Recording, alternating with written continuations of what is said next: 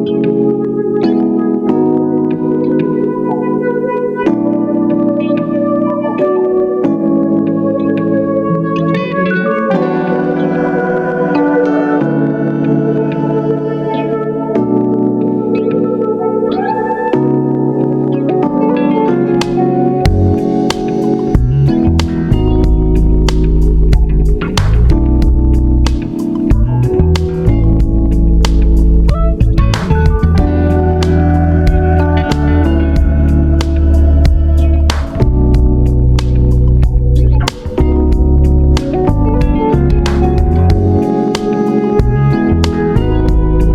day, this is Ray.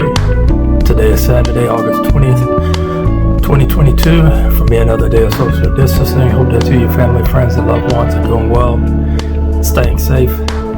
I just got back in from doing some grocery shopping, technically speaking. I did all my shopping online last night and then went to go pick up my groceries this morning. So that's convenient for me, as well as also, when I'm not feeling all that well, it just makes it easier for me to make sure that I have enough food at the place, and that I don't have to tire myself out going down aisle to aisle. Even though when I do go grocery shopping, I have everything planned out, so I know exactly where the food is before I even get there. Because if you go online to most grocery stores websites, they actually have a breakdown of each aisle and where the food is. So today I actually wanted to follow up on last week's video, which is probably something I've never done. And I wanted to talk about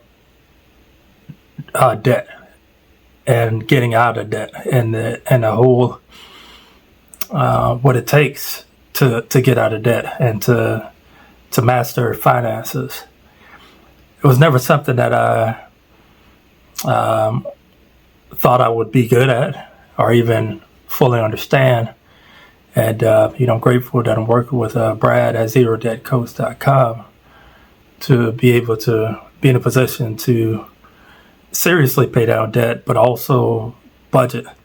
So I talked about my consumer debt, and that's what I'm going to pretty much focus on with this video, is that I look at it this way. You have consumer debt or non-mortgage debt if you're a homeowner. And then, of course, you have your mortgage. So what consumer debt is, I'm just going to stick with that. It could be a combination of, and I'm going to refer to my notes here, it could be medical debt.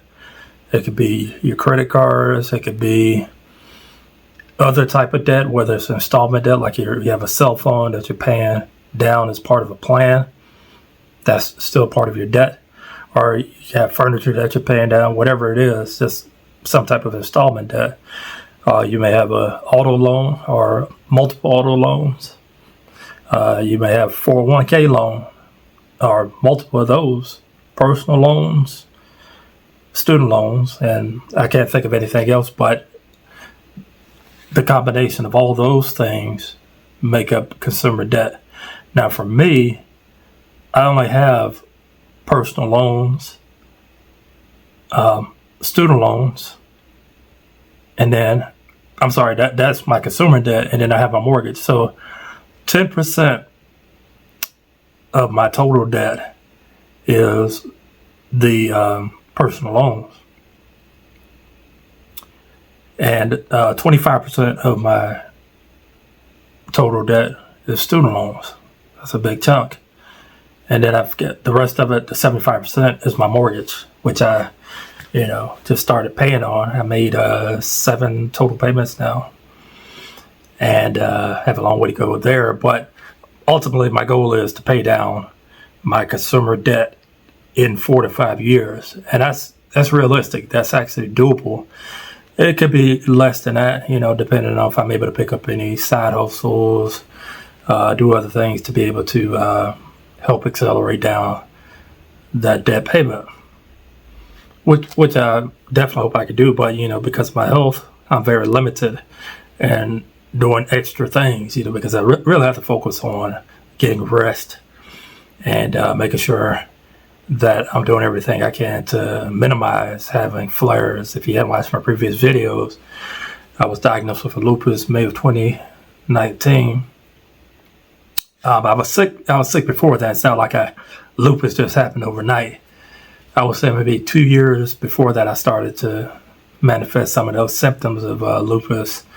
But really it was at the end of 2018, 2019 when everything really accelerated. More than likely it was due to stress, and that definitely didn't help, and I lost quite a bit of weight. I was down to 145 at my lowest from 200. So that should tell you something. But anyway, consumer debt, I've got to get out of it, excuse me.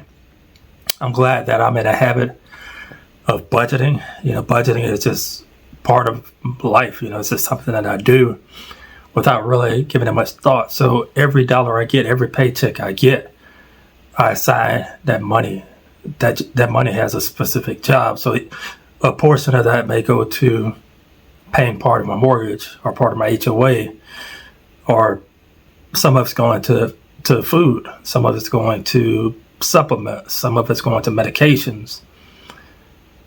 Whatever it is, that money is assigned to fuel. At first, not gonna lie, it wasn't the easiest thing to do, but after about a month or two, it definitely became easier. It's still a work in progress. It's very organic. Things change. The cost of food's going up, so I've got to adjust in certain ways, certain areas of my budget to make it work. And I'm doing this all on one income, so that definitely doesn't make it easy.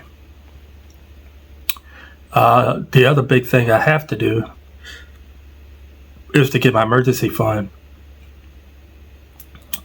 up to, my goal is to get it up to $10,000, to make sure I have $10,000 set aside to be able to cover emergencies, whether or not if there's an appliance going out or if I have a medical emergency, I've got to pay for my deductible, out-of-pocket maximum, all that. At least I know I'm going to have that. The biggest comfort I would have for having that is that it will ensure that I don't go backwards in my debt elimination journey. It just makes sense to have that. And when I have my emergency fund, I don't think of that as something as I'm going to touch. It's just something that's there just in case. I do have credit cards, but I don't see that as something as as an emergency fund. I don't see that at all as an emergency fund. I use my credit cards when I purchase food for the points, but I pay that off before my statement is due. I pay it off right away. But I definitely use it for the points, and it does help my credit rating. To make sure that I'm using them credit cards. So that's good and all. But this is a long journey. It's definitely not something that's going to happen overnight, and I have to be patient with myself, and I have to stick to the plan. Vacations for me the past few years have been non-existent because of the pandemic, and the fact that I have to still be careful. As a matter of fact, CDC updated the guidelines, and they pretty much said anybody who's vulnerable like me should be masked, and that's fine. I don't want anybody seeing my face anyway. It is what it is. But I want to encourage you, if you aren't budgeting, to definitely learn how to budget. Do it. Don't be embarrassed. If you don't know how to do it. I'm in my 40s now. It took me until now to learn how to budget. Before now, the only thing I was doing was expense tracking. I tracked every penny that I spent, but that doesn't help. That's a big part of it, of course, but that's not the ultimate goal of budgeting. Budgeting is actually knowing how you're going to spend your money before you spend it, and then learning how to eliminate the unnecessary things. And if you're on a journey of paying down debt, it's extremely important to know how to do this. And even if you're out of debt, it's important to build this habit and to be able to to do it the rest of your life, and to teach others how to do it, and to help them, be in a position that no matter if they're making $30,000 a year, 60,000, 100,000, 200, 500,000, that they know how to responsibly spend their money and to be a good steward of that. But anyway, if you made it this far, feel free to like, comment, subscribe, hit the bell for notifications. You'll know when I post my next videos. Right now it's 8 a.m. I'm going to edit this video and hopefully post it here shortly. And then it's supposed to be a stormy day, so I'm just gonna probably sit back and look at the storms on my couch and just relax today. Not gonna do much. All right, I'll talk to enough of you all. Take care. Bye bye.